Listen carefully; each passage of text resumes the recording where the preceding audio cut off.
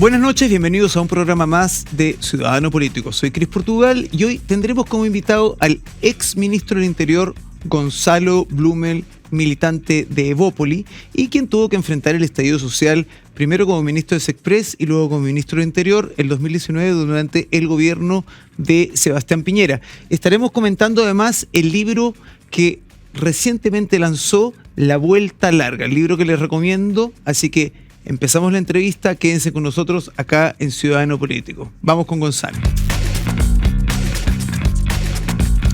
Buenas noches, Gonzalo. Gracias por estar acá en Ciudadano Político. ¿Cómo estás? Bien, gracias por la invitación. No, gracias, te pasaste. Me costó pillarte, pero acá estamos. Sí. Un hombre ocupado hoy por hoy. Bueno, para las personas que están escasas y nos están viendo, Gonzalo Blumel, ingeniero civil ambiental, político chileno, militante de Evópoli. Te tocó ser ministro de la Sexpress durante el gobierno de Sebastián Piñera y después te tocó tomar las riendas en un momento difícil para la democracia como ministro del Interior. Antes de eso fuiste jefe asesor del primer gobierno del expresidente, por el que ya tenías una cercanía especial, me imagino. Lo que se conoce como jefe del segundo piso. Exactamente. Que es el equipo de asesores del presidente. Lo que fue después Cristian Larroulet.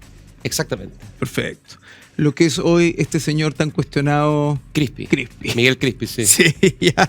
Le dejaste la vara alta, solamente te puedo decir. Cristian y tú, en el segundo piso.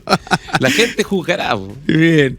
Bueno, una de las cosas que quiero comentar contigo es el lanzamiento de tu libro hace poco tiempo, La Vuelta Larga, crónica personal de la crisis de octubre. Se los recomiendo a todos. Yo lo terminé de leer, le di una vuelta buena y realmente es un buen libro. Es un libro largo, además. Así hizo rápido. Es un libro pero son casi 400 páginas. ¿En serio? Sí. Tienes razón, 300 y fracciones. Bien. Gonzalo, hace pocos días el expresidente Piñera declaró alrededor del estallido social y dio una declaración a la prensa en Argentina, donde dijo que para él había sido víctima o había sufrido un intento de golpe de Estado no convencional. No tradicional. No tradicional. Después de haber escrito este libro, y antes de entrar a ese tema que me gustaría entrar de lleno después, ¿sí o no? Para ti, ¿hubo un intento de golpe de Estado no tradicional? O sea, lo que es indudable es que hubo un esfuerzo muy anclado en la violencia, ¿no? Que fue muy irracional durante los días de octubre y noviembre de 2019, por interrumpir el mandato democrático. Yo creo que eso es indiscutible, ¿no? O sea, estábamos sometidos a una violencia muy extrema. La moneda estuvo durante semanas permanentemente rodeada, asediada por turbas muy violentas, el Congreso Nacional en Valparaíso también. Y adicionalmente, y yo creo que eso es lo más preocupante, porque una cosa es lo que las turbas, digamos, los grupos anarquistas radicalizados pueden hacer, pero adicionalmente yo creo que es bastante indiscutible, y un poco eso también es lo que yo constato en este libro, en La Vuelta Larga, es que lamentablemente hubo algunos sectores, quizás no mayoritarios, pero algunos sectores más radicalizados, particularmente el Partido Comunista y algunos sectores Frente Amplio, de la izquierda más dura, que empezó a buscar a través de distintos mecanismos y a través de distintas fórmulas institucionales que usaron o querían usar en forma bastante espuria o completamente espuria, ¿no?, para poder interrumpir el mandato del presidente. Y para mí el ejemplo como más brutal, que realmente es brutal, que en algún momento incluso gatillaron un recurso que está en la Constitución que nunca se usaba en la historia de Chile, que buscaba sacar al presidente de la moneda, declarando la incapacidad mental del presidente de la República. Eso no solo es un abuso, sino que es una infamia. Y ese es el tipo de cosas que ocurrieron en esos meses tan desmadrados, ¿no?, que fueron los meses posteriores al estallido social. Es decir, sí. Sí, indiscutiblemente lo quisieron sacar y quisieron... hubo un asalto a las instituciones democráticas, el Parlamento estuvo muy... Yo me acuerdo, por ejemplo, el domingo 20 de octubre, 2 días después del 18, estábamos tramitando un proyecto de ley de emergencia que era el que dejaba sin efecto las alzas del transporte público, los famosos 30 pesos, y en algún minuto empezaron a sonar los timbres, las sirenas del Congreso, llamando a todos quienes estábamos ahí, que no éramos muchos, porque muchos no pudieron llegar por la contingencia, porque las carreteras están interrumpidas, los vuelos nacionales están prácticamente todos suspendidos, pero los que estábamos ahí... A evacuar el Congreso. Claro, empezaron a sonar estas sirenas que además yo no las conocía, una cuestión bien dramática, y nos pidieron evacuar el Congreso. Finalmente no se materializó, pero evacuar el Congreso porque las turbas habían vulnerado las vallas de acceso y estaban ingresando al Congreso. Imagínate lo que eso, si se hubiera realmente materializado, concretado, lo que hubiera significado, o la moneda, que en un par de ocasiones estuvo a punto de ser vulnerada por estas turbas violentas. Entonces, desde el punto de vista de esta revuelta social, callejera violenta, no hay ninguna duda que lo que se buscaba era tomarse estas instituciones, asaltarlas, digamos, y algunos sectores políticos hicieron todo cuanto estuvo a su alcance para poder interrumpir el mandato presidencial. Ahora, si eso tú lo calificas de golpe de Estado, revuelta violenta, es un poco lo mismo, porque yo creo que el sentido de fondo no cambia y los politólogos podrán discutirlo, cuál es la calificación precisa. Yo creo que eso no es lo importante. Vamos a tocar ese tema después un poco, a razón de las declaraciones de Sergio Mico, lo dejamos para el siguiente bloque. Tengo una pregunta, vamos para atrás. Llevemos a las personas que nos están viendo acá en la entrevista, llevemos en el tiempo para atrás, 17, 18 de octubre. Todo esto partió con un alza de 30 pesos en la tarifa de transporte público, que fue anunciada por la entonces ministra de Transportes, Gloria Hood, pero que fue acordada por el panel de expertos, que es lo que normalmente funciona. Para ti, ¿con o sin suba de 30 pesos, hubiésemos llegado a un estallido social en las condiciones que tenía el país? ¿Hay algo que no vimos, algo que no vieron los políticos? Sí, no, yo creo que era muy difícil de prever. La verdad nadie lo vio, o sea, nadie yo creo que advirtió o fue capaz de anticipar lo que iba a ocurrir. O sea, fue una cuestión muy inexplicable, fue muy sorpresiva, fue muy violenta, tremendamente violenta, y bajo ningún punto de vista justificada, digamos, por una situación de conmoción, conflicto o tensión social exacerbada.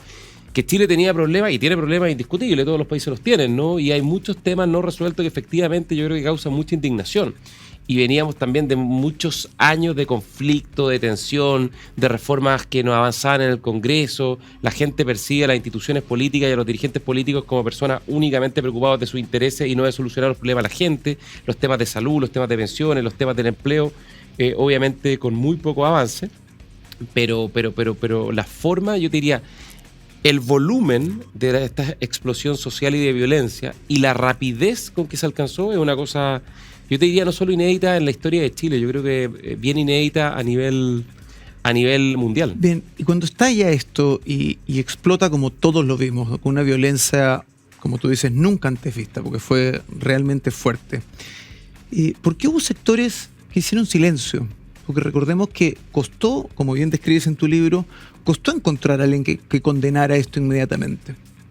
No, de hecho, en un primer momento yo todo lo contrario, digamos, o sea, lo que hubo, y ahí yo creo que la izquierda, como lo dijo la presidenta del PS, Paulina Bodanovich, tiene pendiente una reflexión y una autocrítica. La izquierda o bien se cayó, se acomplejó, o bien se acomodó, digamos, a esta ola destructiva de violencia estos primeros días. Y por el contrario, lo que vimos en algunos dirigentes, el fallecido presidente del Partido Comunista, Guillermo Tellier, llamando a la renuncia del presidente, los parlamentarios del PC, todos, digamos, amparando o validando, y mucho en el Frente Amplio también, esta ola irracional, destructiva. Tellier no se demoró ni 24 horas en pedir la renuncia. No, la mañana del 19 de octubre ya la pidió, y también Carol Cariola y muchos otros parlamentarios. Y yo diría una cosa, porque se habla mucho de este concepto de estallido social, y efectivamente en algún minuto hubo mucha gente que salió a las calles a protestar por cambios sociales de fondo. Eso es legítimo y eso es parte de la democracia. Pero nunca hay que olvidarse una cosa, que el 18 de octubre partió como una explosión de violencia irracional, donde la primera noche, en las primeras, no 24 horas, en las primeras 12 horas, o sea, la noche del 18 de octubre y la madrugada del 19 de octubre, la red del metro en ese momento tenía 136 estaciones. De las 136 estaciones, la mitad, más de la mitad, 77, fue atacada o quedó destruida o inutilizada. Aproximadamente una docena de las estaciones del metro fueron completamente quemadas y vandalizadas. Entonces... Ya, pero yo ahí tengo una pregunta. Porque una cosa es el estallido social. Hay descontento, hay una explosión social. Venía pasando en otras partes del mundo. Ecuador, Hong Kong, en el norte de España, habían marchas. ¿Te acuerdas? Había como un tema social en el mundo. Pero esta organización... o mejor dicho, la pregunta es, ¿tú crees que existió una organización, algo planificado para que se quemaran varias estaciones de metro simultáneamente? Por lo que entiendo, tú fuiste ministro del Interior, por lo que entiendo, con los mismos acelerantes, con los mismos métodos. Es difícil creer que no, es muy difícil, ¿no? porque la coordinación y la sistematicidad de los sucesos obviamente es muy extraña, ¿no? Ahora, yo en esto me gusta ser responsable, no me gusta alimentar teorías conspirativas que no están fundamentadas, y en mi calidad de exministro, y en particular de exministro del Interior, yo no era ministro del Interior el 18 de octubre. No, eres express. Pero de todo lo que supe, de todo lo que conocí y de todo lo que tuve a mi disposición, que tampoco fue mucho y podemos hablar sobre eso, no hay ninguna evidencia de una mente maestra o una mano coordinadora, digamos, detrás, que haya alguna evidencia posteriormente de que hubo grupos anarquistas radicalizados que se subieron a esta ola destructiva, ¿no? Y que la empezaron a alimentar. Y partidos políticos que de una u otra manera, por acción o omisión, la apoyaron, ¿no? Incluso la homenajearon en el ex Congreso Nacional. Pero hoy día no hay ningún antecedente claro y preciso al respecto. Y de hecho eso yo lo pongo en el libro. Si alguien busca en este libro La Vuelta Larga una explicación precisa de quién quemó el metro, lamentablemente yo no le puedo dar esa respuesta, y eso habla mal de nuestra institucionalidad. Y eso habla mal de nuestras instituciones, de la seguridad, el orden público y de la investigación penal y la justicia, ¿no? Porque han pasado 4 años. Han pasado 4 años y que no tengamos una respuesta. No, por último, que la respuesta sea, ¿sabe qué más? Esto fue efectivamente una explosión social. Y punto. Porque si es así, bueno, está bien. Por lo menos tendremos la tranquilidad de que no hubo un agente foráneo, externo, pero que no tengamos una respuesta concluyente de quienes tienen la responsabilidad de investigar estos crímenes, estos delitos gravísimos que constituyen atacar la infraestructura pública más central de la infraestructura crítica de Chile, porque no solo fue el metro, después fueron estaciones de energía, fueron hospitales, fueron edificios públicos, fueron municipios, fueron las plazas, los monumentos, o sea, fue una ola destructiva que finalmente abarcó todo el territorio nacional y prácticamente toda la infraestructura pública y privada. O sea que cuando yo asumí, a los 10 días, aproximadamente 500 supermercados o establecimientos comerciales habían sido saqueados y vandalizados. 500. Esa cifra es una barbaridad. 600 semáforos en la región metropolitana estaban destruidos. O sea, el tráfico de la capital estaba completamente complicado, inutilizado. Tuvimos a marzo 20.000 hechos graves de violencia que se cometieron durante prácticamente 6 meses todos los días. 20.000. 5.000 funcionarios policiales heridos. 500 comisarías atacadas. Prácticamente 1 millar de radiopatrulla atacada y destruida de carabineros. Entonces, esa cuestión, obviamente, todavía hay muchas preguntas que no tienen respuesta. Y eso habla mal de Chile, en particular de sus instituciones que tienen que enfrentar estas situaciones, porque quiere decir que somos demasiado vulnerables y lamentablemente pudimos comprobarlo el 18 de octubre y las terribles semanas que vinieron después. Esa fatídica noche del 18 de octubre a la que te refieres tú, efectivamente eras express todavía. Unos días después te llegó el gran desafío de ser ministro del Interior, 10 días después. Pero esa noche, esa primera noche del 18 de octubre, ¿te fuiste a dormir con una sensación de fracaso? No, primero, a ver... ¿Qué sentía el gobierno? Primero yo, esa noche, esto lo cuento con mucho detalle en el libro, ¿no? Porque el libro es una crónica personal sobre todo, y traté de mostrar y transparentar de la forma más sincera posible cómo vivimos eso, porque creo que es bueno, ayuda a entender las decisiones que se tomaron, ¿no?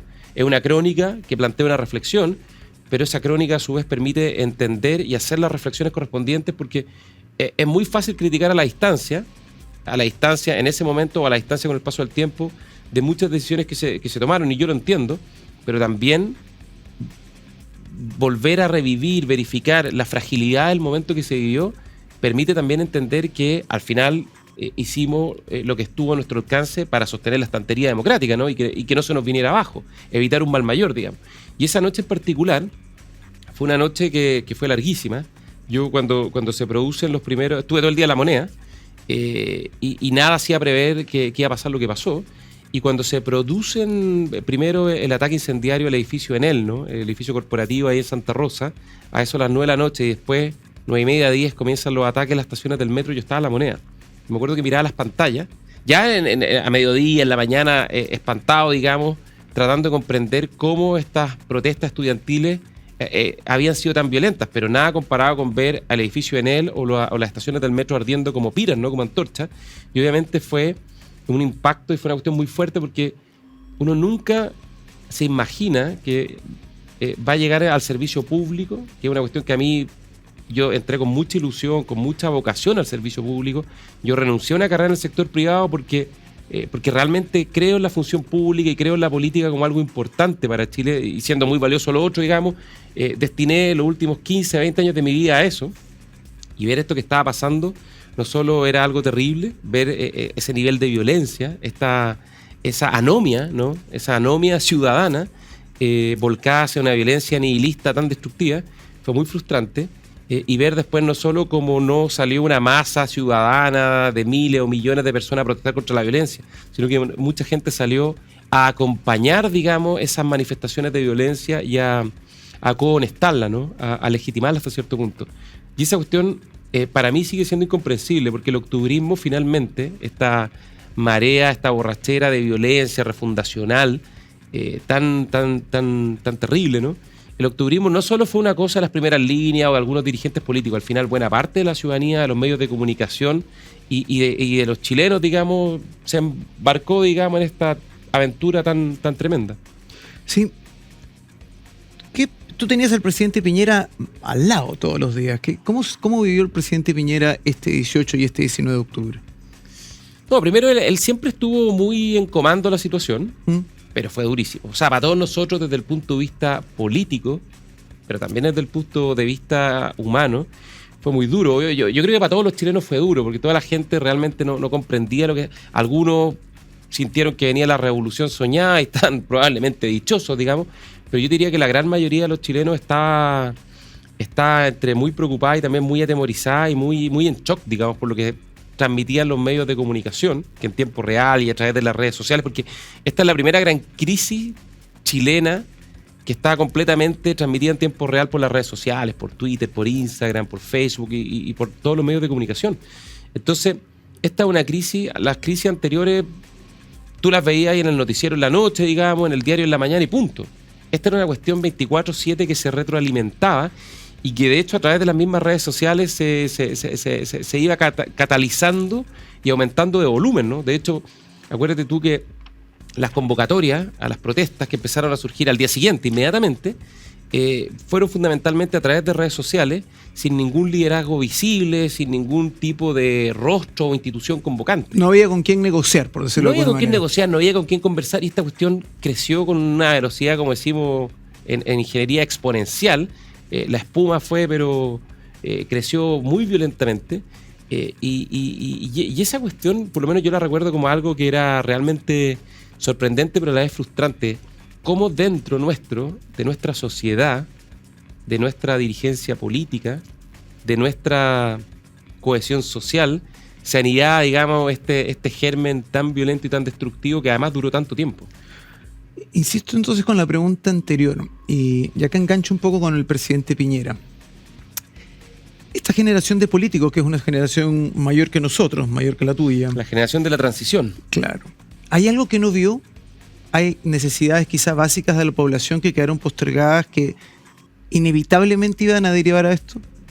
Mira, Cris, yo lo pensaba mucho este tema y de hecho me demoré casi 4 años en publicar este libro precisamente por eso, porque me parecía importante masticar bien lo que ocurrió, ¿no? No solo relatarlo, sino también plantear una reflexión a la distancia. Yo creo que hay que hacer una autocrítica, ¿cierto? Primero, la violencia nunca es aceptable, o sea, partamos de la base por decir las cosas como son. Lo que pasó no tiene ninguna justificación, pero efectivamente ocurrió.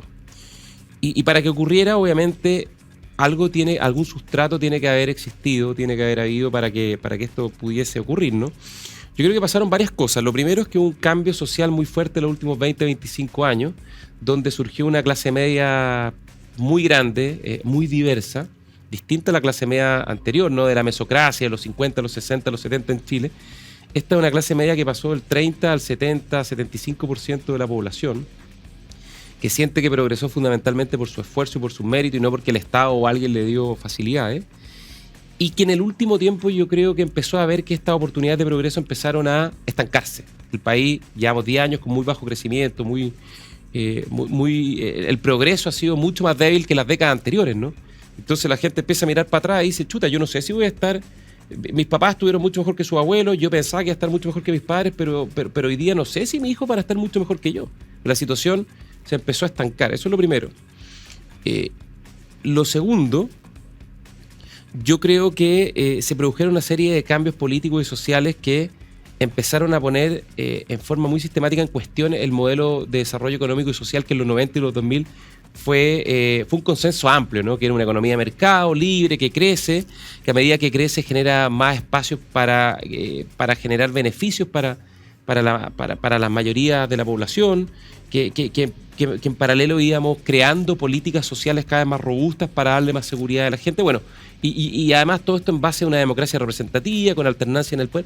Yo creo que esta idea se fue debilitando, ¿no? Y hubo sectores que empezaron permanentemente a atacar las bases de ese consenso, que la economía libre no era tan libre, que era toda una colusión, que era todo un abuso, que era un sistema basado en la injusticia. ¿Estamos hablando de la extrema izquierda o la izquierda más radical, por decirlo de alguna Yo forma? te diría que en general sí, parte también la academia, cierta intelectualidad.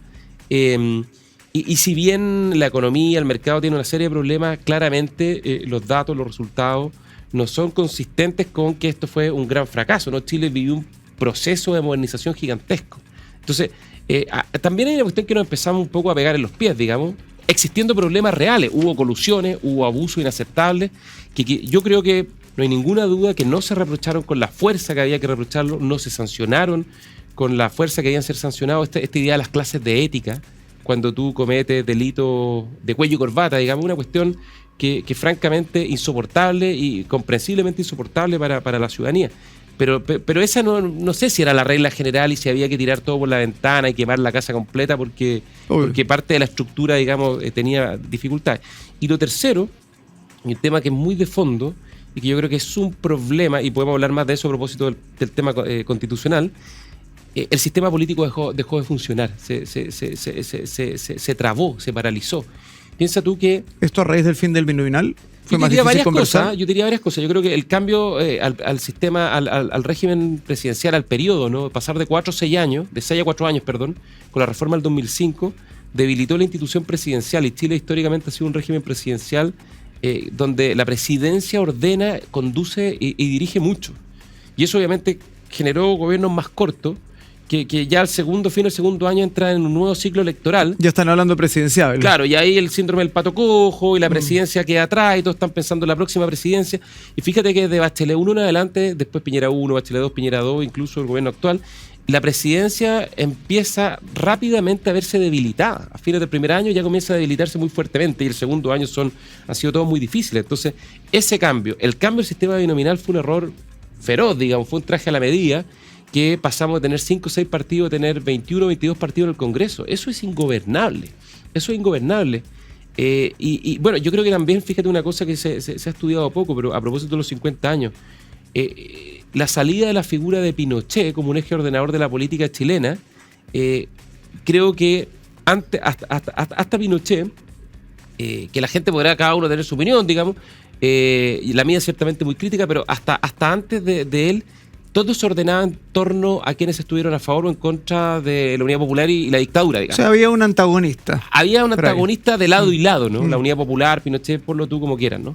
Y eso empieza a quedar atrás, y a medida que eso queda atrás y la transición empieza a avanzar en el tiempo, esos temores atávicos empiezan, digamos, a olvidarse y empieza a producirse una mayor entropía política, por decirlo de alguna manera. Entonces, una serie de factores que entre los cambios del sistema electoral, al régimen presidencial, digamos, a su duración, y a la sensación de que la democracia chilena era inmutable, que no tenía riesgos, de que esta era hasta cierto punto una cuestión fome, donde no pasaba nada, probablemente ahí no lo vimos venir.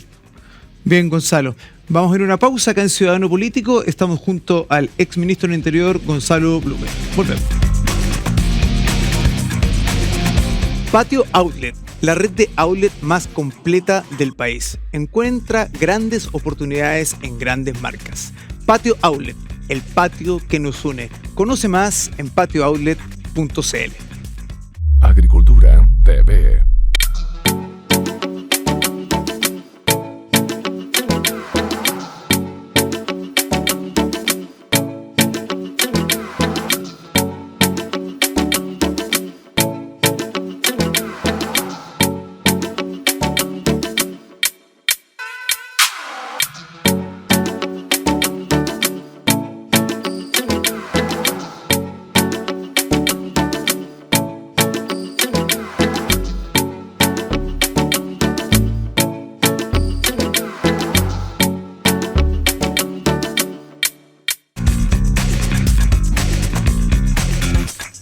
Estamos de regreso acá en Ciudadano Político, hoy junto al ex ministro del Interior, Gonzalo Blumel. Gonzalo, retomando la entrevista, vamos a Sergio Mico. Sergio Mico, ex presidente del... Director del Instituto Nacional de Derechos Humanos. Del INDH, Instituto Nacional de Derechos Humanos.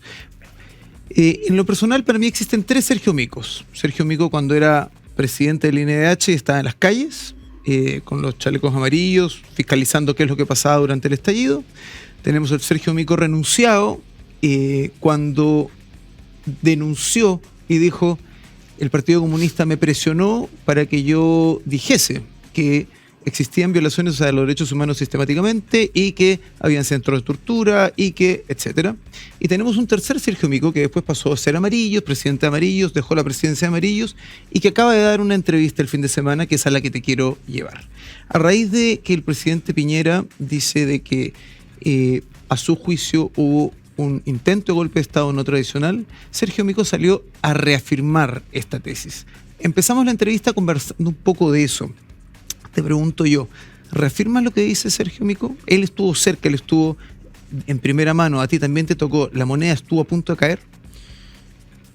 A ver, lo primero, yo tengo una opinión que Sergio Mico, me parece que más allá de las diferencias que uno puede haber tenido en algunos momentos, cumplió un rol y un papel que me parece que es muy respetable. Yo creo que Sergio Mico es una persona que tiene una trayectoria intachable en materia de derechos humanos. Y creo que fue alguien que fue tremendamente responsable y que tuvo mucho coraje para soportar presiones muy complejas en momentos muy difíciles cuando estaba a cargo del Instituto Nacional de Derechos Humanos para el estallido social, ¿no? Porque evidentemente se produjeron situaciones reprochables en el control del orden público y eso nosotros como gobierno lo asumimos. Recuerda que fue el propio presidente Piñera el que convocó a Human Rights Watch y convocó al Alto Comisionado de Naciones Unidas de Derechos Humanos y también a la Comisión Interamericana de Derechos Humanos para fiscalizar lo que estaba ocurriendo en Chile en materia de derechos humanos en octubre, noviembre del 2019. Eso en Nicaragua, en Cuba, en Venezuela, eso no ocurre. Un gobierno que no tiene un compromiso con los derechos humanos no convoca misiones internacionales para que los fiscalicen y emitan reportes que después la propia oposición esgrime como argumento para cuestionar al propio gobierno, ¿no?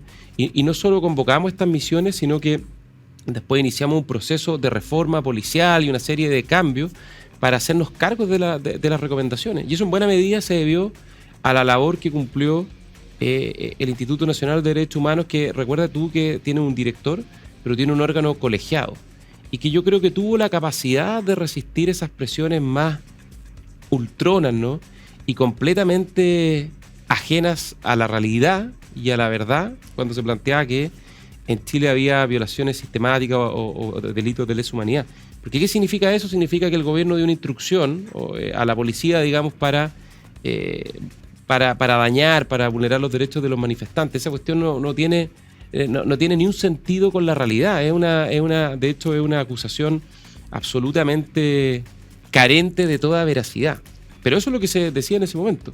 Entonces, yo creo que si hay alguien que tiene autoridad moral para hablar de estos temas y para hacer estos puntos y que sabe lo que realmente ocurrió porque estuvo en la calle, es Sergio Mico. Por lo tanto, me parece que su argumentación es algo que y su reflexión sobre todo es algo que ojalá su mundo político, el mundo de la centroizquierda, lo escuchara con mucha más atención. Él hizo algo bastante, porque esto ha sido tema, después de esta entrevista, sí, obviamente, esto ha sido tema en las mesas, te tiene que haber pasado a ti, me ha pasado a mí. Las redes sociales. Esta entrevista, tanto como la de Evelyn Matei, que después la vamos a comentar, han sido tema obligado de esta semana. Y Sergio Mico fue a la RAE, fue al diccionario de la Real Academia Española. Y lo voy a citar. Se entiende por golpe de Estado la usurpación violenta de gobierno o un país, o por la destitución repentina y sustitución por la fuerza, o por otros medios institucionales del poder. Bien, como bien decías tú, al día siguiente, el 19 de octubre, teníamos al presidente del Partido Comunista, Tellier, pidiendo la renuncia al presidente. Teníamos a una Camila Vallejo que decía de que, bueno, que adelantar las elecciones era una vía posible. ¿Adelantar las elecciones está en nuestra Constitución? No está en la Constitución. Y yo te diría que no solo buscar porque hay un argumento muy tramposo, que es el que yo le escuché a Camila Vallejo y a otros dirigentes de la izquierda, que decir, oye, ¿sabe qué más? Nosotros usamos las herramientas institucionales que tenemos y con eso buscamos, digamos, sí, remover al presidente, pero porque pensábamos que está cometiendo ilícitos constitucionales y por lo tanto, como está en la Constitución, es que no todo vale. Eso es lo que ellos no entienden, no todo vale. Yo me pregunto, si se presentase ahora una acusación constitucional contra el presidente Gabriel Boric, con cualquier motivo, con cualquier argumento, para buscar sacarlo de la moneda, ¿qué es lo que dirían? Obviamente acusarían, digamos, un intento de romper con la institucionalidad democrática y probablemente estarían acusando de golpe, como algunos dirigentes de izquierda, cuando sacaron a Dilma Rousseff a través de un proceso, un mecanismo institucional hace un par de años atrás, también acusaron que este era un golpe blando o un golpe no tradicional. Y allá la destituyó el Senado. No, fue un mecanismo completamente formal e institucional, pero no todo vale. O sea, presentar acusaciones constitucionales para destituir al presidente sin tener un fundamento real, esa cuestión es un abuso, eso es un uso espurio de las instituciones y esa cuestión merece el máximo reproche y me cuesta entender que haya existido tan poca reflexión al respecto y por eso yo tiempo atrás di una entrevista y algunos se molestaron cuando dije, bueno, yo lamento que la crisis del 60 y el 70 de la democracia chilena, parte de la izquierda no haya hecho los aprendizajes suficientes, porque la crisis del 60 y el 70 en buena medida se caracterizó, y sin hacer una comparación directa, porque son cosas muy distintas, pero se caracterizó porque algunos sectores políticos empezaron a ver la democracia como algo instrumental, es decir, las reglas del Estado de Derecho, de la Constitución, tú las podías torcer, alargar, acortar según tus conveniencias, y en segundo lugar empezamos a coquetear de una u otra manera con la violencia. Bueno, lo que nos pasó en octubre del 2019, algo de eso tiene. Entonces, da lo mismo si tú lo calificas de golpe, insurrección, sublevación, revuelta, da lo mismo, porque todos esos casos son reprochables. Hay una regla de la democracia chilena del año 90 a la fecha, que es una regla que yo creía y todos creíamos que todos respetaban, y que es la siguiente, que los presidentes de la República entran al Palacio de Gobierno el 11 de marzo del primer año de su mandato, y salen el 11 de marzo del último año de su mandato, entran caminando por sus pies y salen caminando por sus pies.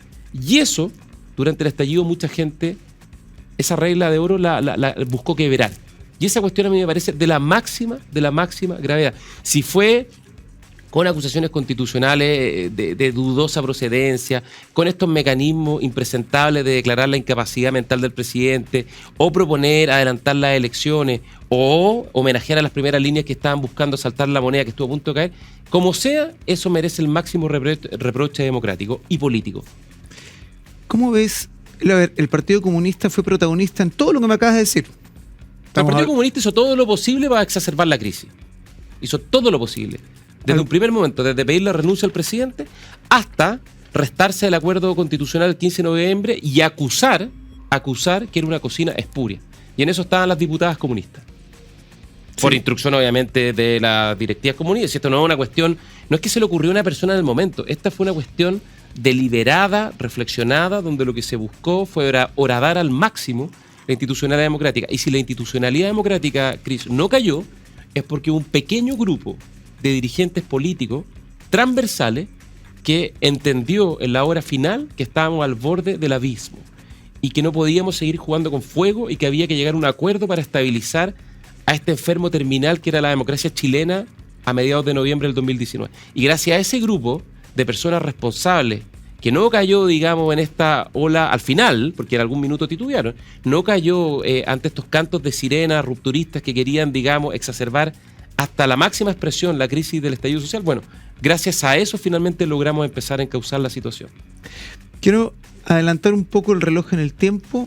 Estallido social, tú asumes como ministro del Interior, te toca conversar con distintos dirigentes políticos, presidentes de partidos, senadores, presidente del Senado, presidente de la Cámara.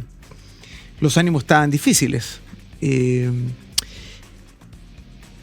Fuachain pidió, junto a Heraldo Muñoz y Elizalde, Partido Demócrata Cristiano, PPD, PS, congelar tarifas, terminar con el estado de excepción con el que estaban, que era la única manera de sentarse a conversar. ¿Cómo se terminaba con un estado de excepción en un minuto que el país está incendiando? No, por eso te digo que al comienzo estos dirigentes que yo tengo el máximo respeto y aprecio político por ellos, pero creo que en algún minuto titubearon. O sea, en el fondo esta especie de chantaje, decirme, ¿sabe qué más? Yo no converso si están los militares, o yo no tengo ningún diálogo político con el gobierno mientras no me den A, B y C. Esa cuestión desde un punto de vista democrático me parece que es un error, y especialmente en ese momento donde la crisis era muy fuerte, ¿no? Siempre me parece un error. A mí, la política por definición es el arte de dialogar y llegar a acuerdos, y resolver por vías pacíficas aquellos problemas que si no lo resolvemos finalmente pueden encauzarse por una vía de facto o una vía de violencia. Si finalmente, ¿qué es lo que es la democracia? Un conjunto de reglas e instituciones que nos permiten resolver nuestras diferencias pacíficamente. Entonces, ese tipo de situaciones obviamente ocurrieron mucho, pero también es cierto que, por eso te decía, al final lo importante para la historia, y por eso también yo quise escribir este libro, fue dejar constancia de aquellos que tuvieron una conducta que finalmente fue intachablemente democrática, y otros y otras que tuvieron conductas que no fueron intachablemente democráticas. Y eso la historia lo tiene que evaluar y lo tiene que juzgar. ¿Cómo nos quedamos? ¿Con qué imagen nos quedamos con el que es hoy presidente, el presidente Gabriel Boric, en ese entonces diputado, en ese minuto el alcalde Jadwe, cuando increpaban a los militares acá a la cara? Recordemos que los militares además estaban en la calle porque las policías y los carabineros se habían visto absolutamente sobrepasados, no había otra forma de tener orden. Estaban destruyendo la infraestructura pública de las ciudades. Así es. Y privada. ¿Con qué imagen nos quedamos? ¿Cómo lidia, cómo se sienta a conversar uno hoy con un hoy presidente Gabriel Boric? Después de haber estado ahí. Es difícil, claro, porque en el fondo el presidente de la República tiene esta dualidad, ¿no? Que de repente tiene estas acciones o estas actitudes que desconciertan, ¿no? Y le sale el dirigente estudiantil que se obnubila con la figura de Fidel Castro, el Che Guevara, hasta la victoria siempre. Y por otra parte, aparece esta visión más de Estado, inspirada en un Ricardo Lagos, en un François Mitterrand, en un Felipe González. Se cuesta descifrar y escudriñar realmente quién es Gabriel Boric, pero más allá de eso, por lo menos en mi experiencia, y yo quiero ser justo, y aunque algunos me reten y me tiren la oreja, yo tengo que decir que en los momentos más complejos y más difíciles, especialmente el 15 de noviembre, actuó con sentido de Estado y con responsabilidad pública. El hecho de sentarse a firmar el acuerdo del 15 de noviembre, que todos sabíamos que era un acuerdo que le daba estabilidad a la democracia y por lo tanto le daba aire al gobierno del presidente Piñera, él tuvo el coraje de sentarse contra su tribu, ir contra su tribu, que es una cuestión que hoy día es tan escasa, ir contra la barra brava y cumplir su compromiso y cumplir el compromiso con la democracia. Acuérdate que de hecho después a él lo pasaron, digamos, al Tribunal Supremo, Tribunal de Honor, y lo quisieron echar del partido y fue, bueno, en fin. Pero yo creo que es precisamente eso lo que lo llevó a ser presidente de la República. Eso, no haber estado insultando, gritándole a los militares. Es que la gente finalmente vio que había una persona que tenía un compromiso mayor, digamos, que lamentablemente cada cierto tiempo olvida esos deberes mayores, ¿no? Y ahí vienen los indultos, que son algo completamente reprochable, injustificable, que violenta hasta cierto punto el Estado de Derecho, porque nada justifica esos indultos, o como antes, mucho antes, ¿no? Cuando era diputado, ir a juntarse con un terrorista prófugo de la justicia chilena en Francia, digamos. Entonces, esas cosas obviamente son bastante intrigantes desde el punto de vista de la forma en que toma decisiones el presidente, pero por lo menos en mi experiencia me parece que hubo un aporte y un valor muy importante en el rol que cumplió el 15 de noviembre. ¿Y estabas muy tironeado en ese minuto? Tenías efectivamente a esta oposición, tenías personas como Gabriel Boric, con el que podías tener una conversación por teléfono y que se sentó el 15 de noviembre, pero también aparentemente tenías, por lo que cuentas en tu libro, a personas de la UDI, como la presidenta en ese momento, Jacqueline Van Rysselberghe, que te pedía mano dura. Y tenías a personajes como RN, como Osandón, que decía, abra la billetera fiscal y solucione los problemas. Sí, es difícil. Y una Marcela Cubillos que salió en defensa y le decía, es hora de ser leales con el presidente. ¿Estabas muy tironeado? Era difícil, porque tú sabes que cuando se producen estas situaciones, estas crisis, cada quien quiere llevar agua para su molino y salvar el boliche propio, pues, y son muy pocos y muy pocas los que piensan en el bien superior de la República, en el interés general o en lo que es más conveniente para Chile, esta mirada más de Estado. Y yo creo que el estallido social se caracterizó por la ausencia de liderazgos con visión de Estado. Hubo algunos, yo lo reconozco, de lado y lado. Como lo relato en el libro, creo que Jaime Quintana, mientras fue presidente del Senado, cumplió un muy buen papel. El senador Matías Walker, el mismo senador Felipe Arboe, el senador Lagos Weber. O sea, el mundo de la centroizquierda hubo algunos que entendieron que había una cuestión superior, digamos. Y del mundo de la centro-derecha me parece que también, digamos, Jaime Belolio, Juan Antonio Coloma, Rodrigo Galilea, que hoy día es presidente de Renovación Nacional, mis correligionarios de Evópolis, Felipe Cas, Hernán Larraín. Hubo un grupo que finalmente entendió que esta cuestión había que sacarla adelante y que lo que estaba en riesgo y en juego era demasiado grande. Lamentablemente, como en todo, hay gente que no, piensa más bien en el corto plazo, en los intereses más propios, pero gracias a Dios, yo en eso nunca voy a dejar de agradecer. Creo que cuando finalmente se construye este acuerdo, que después ha sido muy historiado y que tuvimos un proceso constituyente que fracasó y era un segundo proceso constituyente que está muy complicado, pero en ese momento creo que la política finalmente actuó bien, estuvo a la altura de la historia, no de las circunstancias, a la altura de la historia, y evitó un quiebre que pudo ser muy brutal y que además creo que pudo haber sido en términos de costos políticos, sociales y humanos muy irreversible. Ahora vamos en el siguiente bloque a ese tema. Para cerrar este bloque, última pregunta. Al haber firmado Gabriel Boric el acuerdo del 15 de noviembre, ¿tú lo desmarcas un poco de la izquierda radical? No, yo creo que él efectivamente se cruzó en ese momento con la izquierda radical. Piensa tú que el acuerdo del 15 de noviembre lo suscribieron desde el punto de vista de la izquierda, ¿no? O la centroizquierda, la DC, el PPD, el PS, Revolución Democrática,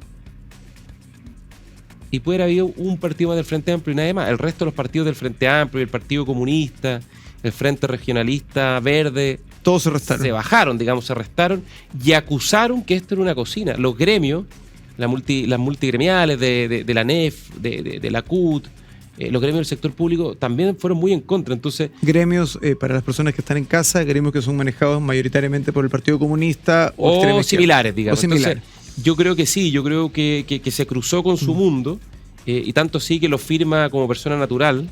Todas las firmas van con el nombre del presidente del partido y el partido abajo él firma como persona natural, y creo que eso tiene un valor. Yo creo que es justo reconocerlo y nada, pues esa es la historia es como es, digamos. Bien, Gonzalo.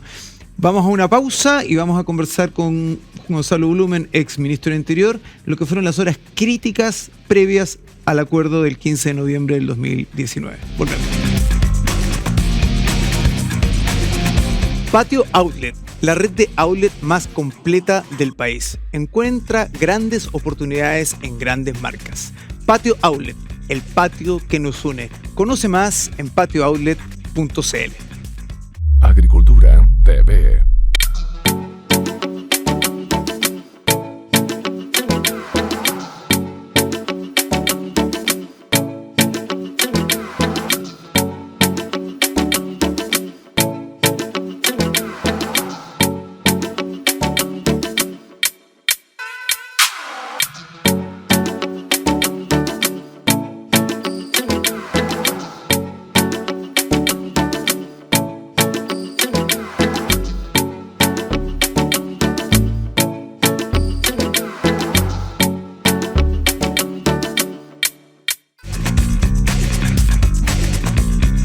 Estamos de regreso acá en Ciudadano Político junto al ex ministro del Interior, Gonzalo Blumen.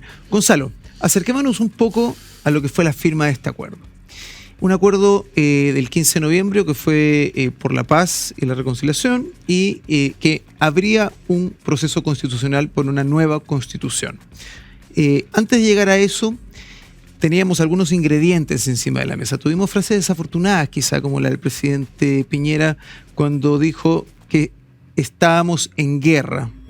Pero claramente él se refería a estábamos en guerra contra todo lo que estaba pasando, contra estos violentistas que estaban en la calle, y él se ponía del lado del país, vamos a defender a los chilenos.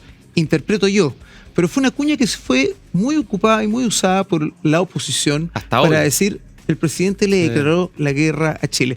¿Qué tan difícil fue acercar las posiciones para llegar a este acuerdo? En tu libro relatas cómo el día 12 de noviembre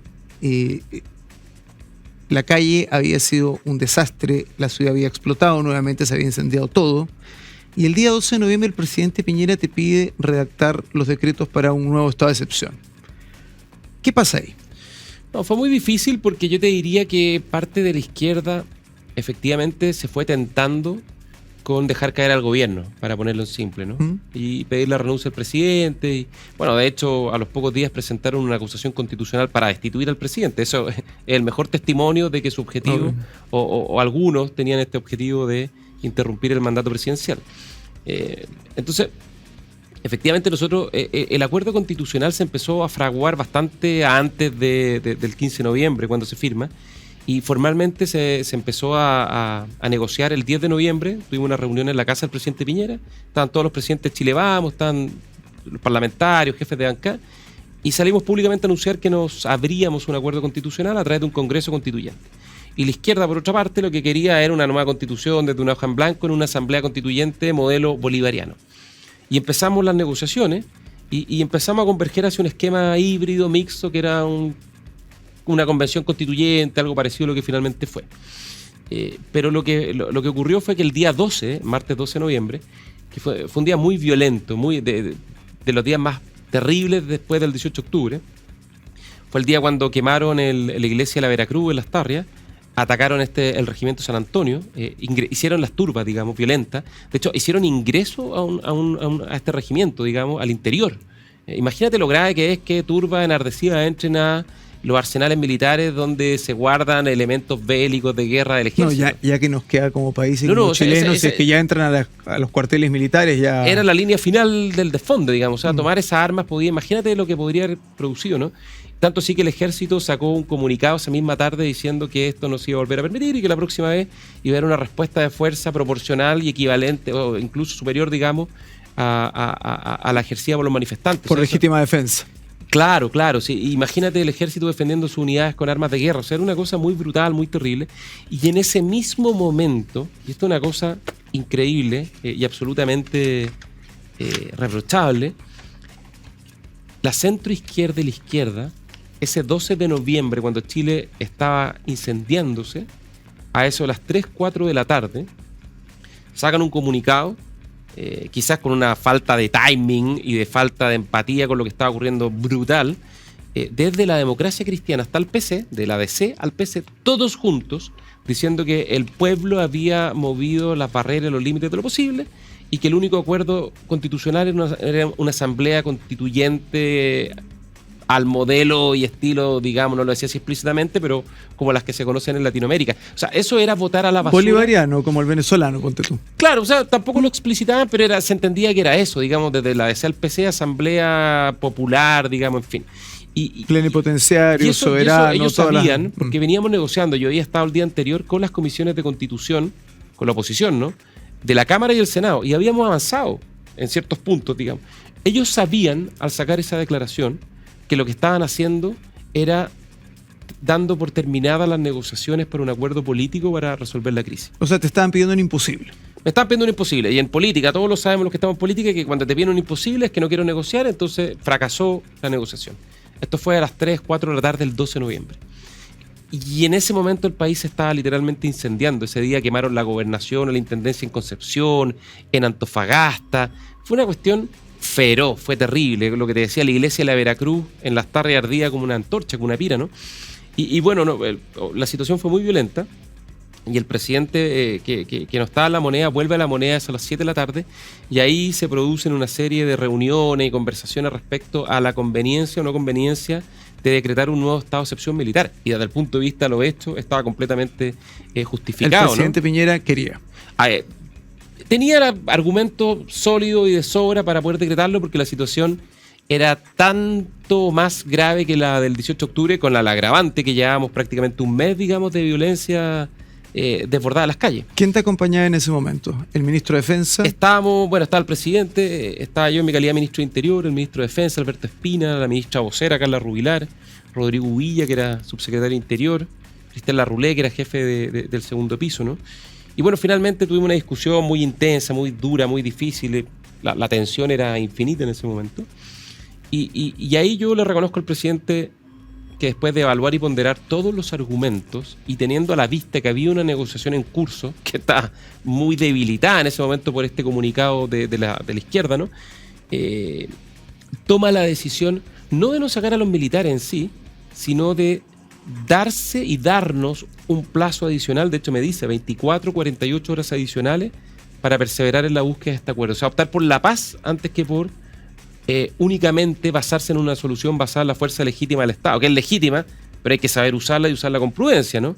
Y eso fue lo que ocurrió, digamos, que el presidente nos dio y me dio a mí, que estaba negociando en ese momento, un tiempo extra, 1 o 2 días, digamos, porque además 2 días después se conmemoraba 1 año de la muerte de Camilo Catrillanca, y toda la información que teníamos de fuentes policiales, de inteligencia, decía que podía ser un día extremadamente violento, y Chile no resistía otro día con ese nivel de violencia. Para las personas que, porque eso también fue tema obligado, muchas personas te lo tienen que haber preguntado, en temas de conversaciones ha salido, ¿por qué no sacaron a los militares? En un momento que todo el mundo pensaba... La respuesta es súper simple, Cris, porque sí, había una chance de llegar a un acuerdo político y resolver esto por una vía institucional y pacífica. Y entre una resolución institucional y pacífica y una resolución basada únicamente en el uso de la fuerza, yo por lo menos desde mis convicciones democráticas no me pierdo. Y yo a mucha gente le escuchaba y dice, bueno, eso es una falta de coraje. Todo lo contrario, la falta de coraje es ampararse los fusiles militares para resolver los problemas sociales y políticos, los problemas causados por la incapacidad de los políticos resueltos por los militares. Para mí eso es falta de coraje, y eso Chile de eso sabe en el pasado. Y para mí la mayor muestra de coraje es perseverar en un camino que tenía una chance, que estaba debilitada, que tenía una chance. Tanto así, Cris, que esta violencia obviamente removió, digamos, el ambiente, le causó muchísimo temor a toda la dirigencia política, y ahí, lo que te decía, un grupo de dirigentes políticos de la centroizquierda, en conjunto con la centroderecha, entendieron que estábamos al límite, jugando con fuego, y 2 días después llegamos a un acuerdo, ¿no? ¿Fue el presidente del Senado, Jaime Quintana, un interlocutor potente para ti? No, en ese minuto fue un interlocutor fundamental.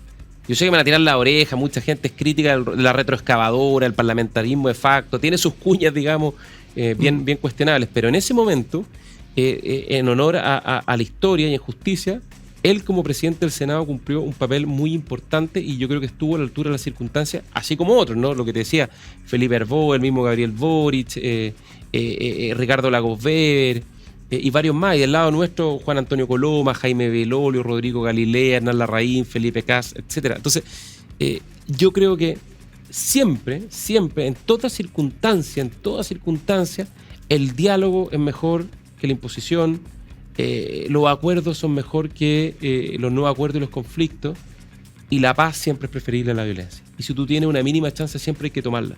Y por lo menos para mí esa es razón de ser, pese a todo lo difícil que fue de haber estado como ministro del Interior en ese momento, y también es la razón básicamente por la que escribí el libro, ¿no? Y por eso se llama La Vuelta Larga, porque la vuelta larga, a mi juicio, yo sé que mucha gente puede estar en contra, siempre es preferible a la vuelta corta. La vuelta corta era resolver por la vía de facto, por la vía de lo hecho o del uso de la violencia, del enfrentamiento.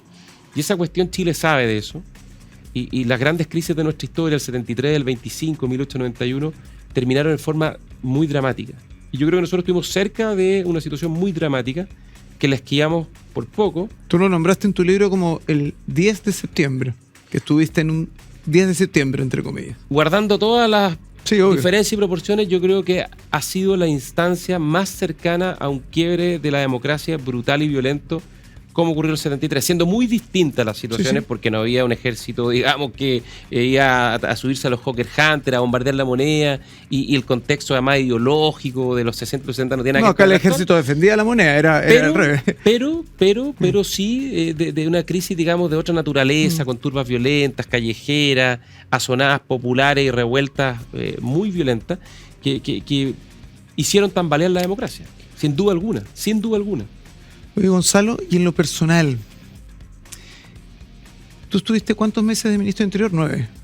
9, estuve en total 2 años y medio. Claro, SECPRES, Interior. Pero en la parte potente, con este tema que no aflojó nunca, hay que decirlo. Alguien me dijo eso, 9 meses, que fueron como 9 años. Cuando finalmente dejaste el cargo, ¿te sentiste aliviado? ¿Cómo se lo tomó tu señora? Yo te diría que yo no soy bueno para hablar de eso, no me gusta hablar de la parte más personal porque, no sé, por personalidad, por lo que sea, lo mismo. Pero fue muy duro, no fue un alivio, ni fue ni fue algo que yo lo recuerde como un momento de regocijo, todo lo contrario, fue hasta cierto punto una cuestión bien frustrante, por lo que te decía antes, ¿no? Yo entré al servicio público a los 25, 26 años, en Futrono, trabajando en la municipalidad, en un programa de servicio público que se llamaba Jóvenes al Servicio de Chile. Nunca me imaginé, ni busqué, ni soñé estar en las situaciones y tomar las decisiones que me tocó tomar, ¿no? Y por lo tanto, salir así, salir de esa manera, en medio de esa crisis, además estamos en la pandemia, o sea, la situación sigue siendo muy complejo. Es duro, digamos, y uno sale muy solo y de hecho, además, yo hice una cuestión bien brutal que me salí de todas las redes sociales y además, como estábamos en cuarentena, me quedé literalmente solo porque me salí hasta de WhatsApp, porque hasta cierto punto también estaba muy saturado y es bien inhumano lo que te toca vivir en estos cargos y especialmente con crisis de este tipo, ¿no? Uno empieza para resistir la tensión, la crítica, las dificultades, a desarrollar una cierta capacidad incluso de bloquear las emociones y los sentimientos, que es bien poco humano, ¿no? Si los humanos somos emociones, somos sentimientos. ¿Te sanaste? La verdad no lo sé. Probablemente hoy día sí, que en vista de cómo ha transcurrido todo, yo me siento mucho más reconciliado con lo que ocurrió. Yo nunca tuve dudas de que hicimos lo que teníamos que hacer y que era lo correcto. ¿Que era lo óptimo? No, obviamente no fue lo óptimo, si la situación era imposible. Y con una clase política incapaz de llegar a acuerdo, imagínate lo que costó llegar al acuerdo que le dio estabilidad al país en ese momento. Pero yo nunca tuve dudas de que fue lo correcto porque evitamos un desenlace que pudo ser infinitamente peor. Si me sané o no me sané, ni siquiera sé si estuve enfermo o no, digamos. Pero uno cambia, es indiscutible que uno cambia y uno no vuelve a ser el mismo de antes. Bien, Gonzalo. Mejor o peor, vamos llegando, bueno, quién sabe. yo creo que experiencia ganaste, eso. Canas te llevaste. Mira, la vida es como es nomás y uno tiene que tratar siempre de remar hacia adelante. Está bien. Gonzalo, una pregunta final que llegamos, se nos pasó el tiempo, míralo rápido. ¿A dónde te ves tú en el futuro de la política chilena al corto plazo? ¿Te vamos a ver como candidato? No lo sé. Fui candidato además después a la convención, a la primera, me fue mal, perdí, además por estas cuestiones del sistema electoral, que 3 personas con menos votos fueron electas y yo me quedé fuera, entonces ya fue como una humillación, fue como un así como ya, lárgate de acá. Pero no lo sé, a mí me gusta... Quizás diputado, quizás senador. Mira, no lo sé, a mí me gusta mucho la política, el servicio público, ha sido mi vida y no tengo idea y... ¿Volverías al Ejecutivo si un próximo presidente de derecha te llama? No lo sé, difícil. La verdad, muy difícil. ¿Sí? Muy difícil. Sí, fue muy intenso y además hay tanta gente, hay que darle tiraje a la chimenea. No estoy tan viejo. Tú eres joven, pues. Pero ya no estoy tan joven tampoco. Bien, Gonzalo, y muchas gracias por haber estado acá en Ciudadano Político. Esperamos tenerte de regreso. Nos quedó todo el tema de la Convención Constitucional, del Consejo Constitucional para comentar. Será para otra. Pero viene luego, viene mucho tema. Sí, muchas gracias y gracias un saludo a todos los auditores y quienes están viendo en televisión. Muchas gracias. Gracias por habernos acompañado hoy en Ciudadano Político. Estuvimos junto al ex ministro del Interior, Gonzalo Blumel. Véanos todos los miércoles a través de YouTube, Agricultura TV, agricultura.cl y todas las plataformas. Gracias por acompañarnos. Soy Cris Portugal, Ciudadano Político. Nos vemos.